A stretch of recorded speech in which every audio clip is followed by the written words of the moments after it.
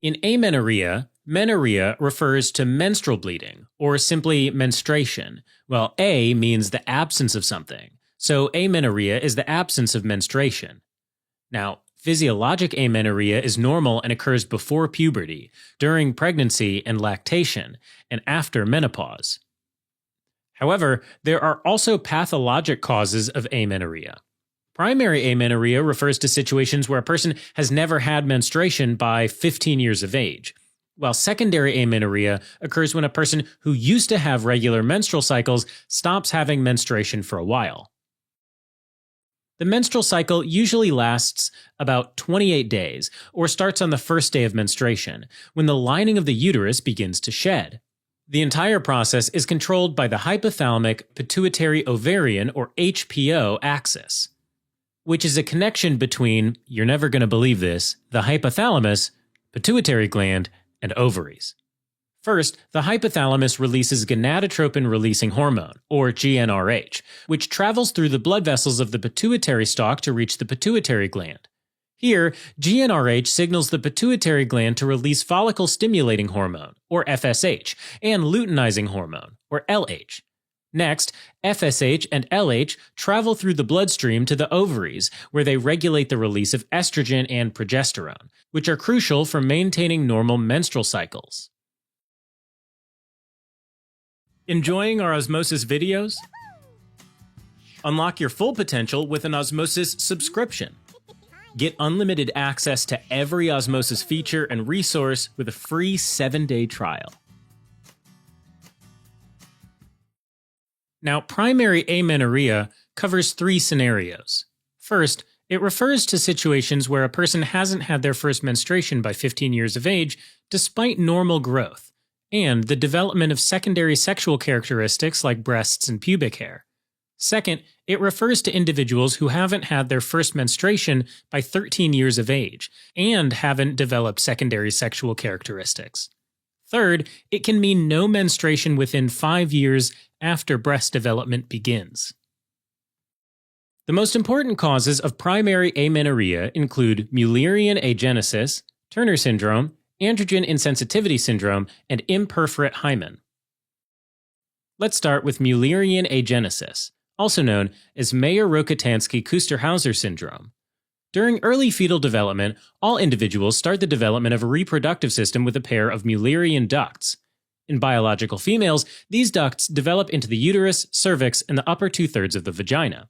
However, in biological males, the testes release anti-Mullerian hormone, which causes these ducts to shrink and disappear. In other words, the anti-Mullerian hormone prevents the development of the female reproductive system and promotes the formation of the male reproductive system. Now, in Mullerian agenesis, Mullerian refers to the Mullerian ducts, and agenesis means the failure to develop. So, in biological females, the Mullerian ducts fail to develop properly, leaving the uterus, cervix, and upper vagina either missing or severely underdeveloped. And because there's no uterus, the uterine lining can't shed, which results in primary amenorrhea. Also, without a uterus, carrying a pregnancy isn't possible, leading to infertility. Remember, the ovaries develop independently of the Mullerian ducts, so these individuals have normal production of estrogen and progesterone. As a result, their hypothalamic pituitary ovarian axis works normally, so they go through puberty and develop secondary sexual characteristics like anyone else.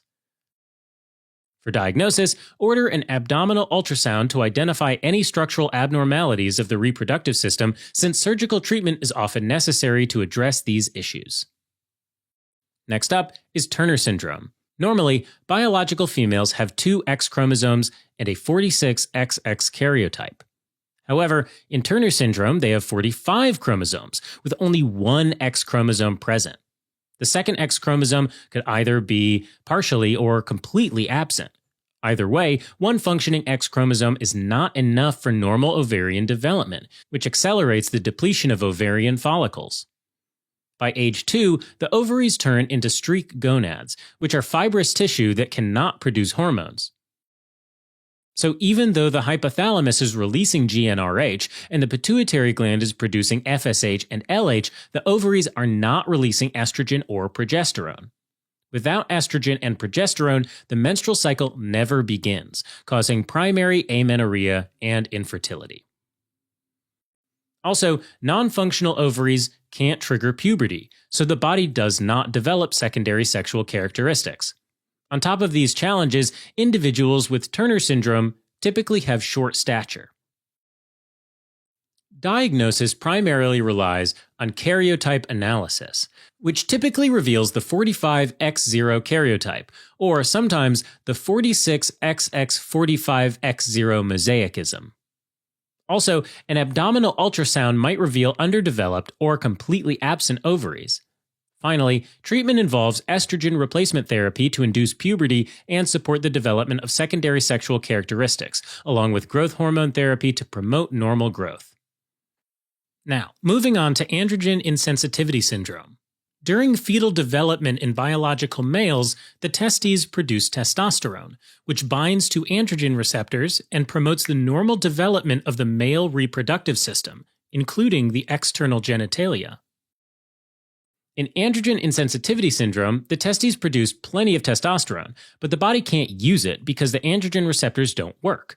As a result, the body converts the extra testosterone into estrogen, which disrupts the normal development of male genitalia, making them look more female instead. Sometimes it might appear as a mix of both, known as ambiguous genitalia.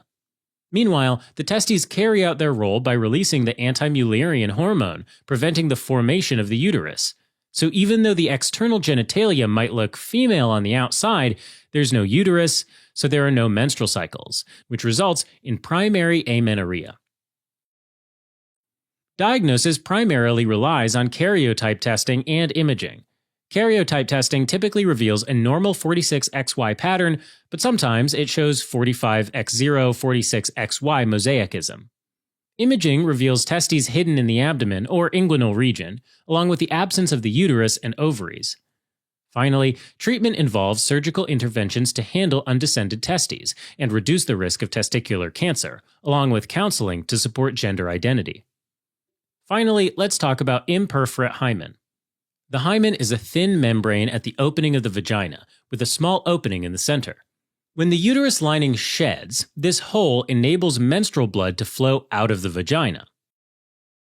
In the imperforate hymen, there is no opening at all. Think of it as a dam blocking the river. No water can flow past it. So even though the hypothalamic pituitary ovarian axis works normally and the uterus sheds as it should, the blood can't escape because of the sealed hymen, leading to primary amenorrhea.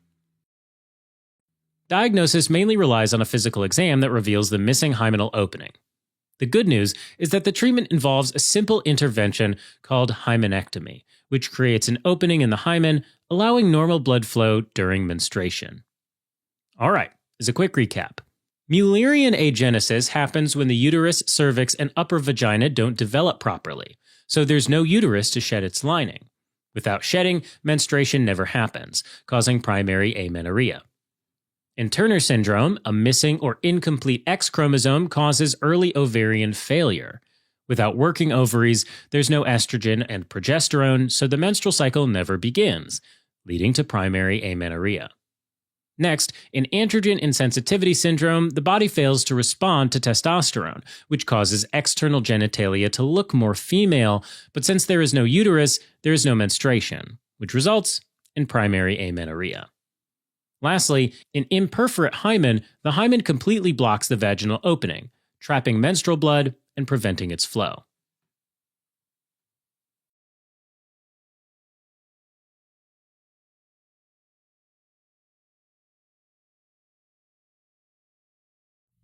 Helping current and future clinicians focus, learn, retain, and thrive.